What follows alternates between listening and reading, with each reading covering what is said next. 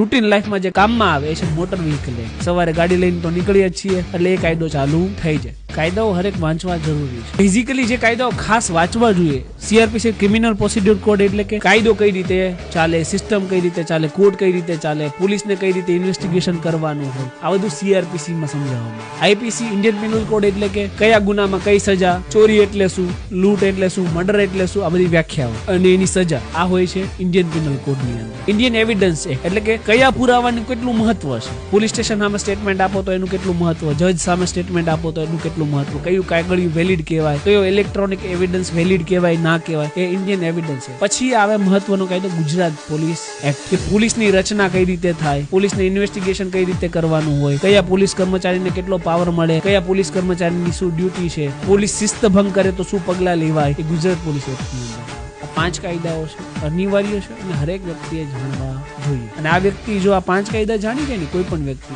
તો એને ખુદના કેસ લડવા માટે વકીલની જરૂર પડે નહીં. ખુદ એક વકીલ બની શકે ને સિસ્ટમ સામે અવાજ ઉઠાઈ શકે. મેહુલ બોગરા બનવું કે એટલું બધું હાર્ડ એન્ડ ફાસ્ટ નથી.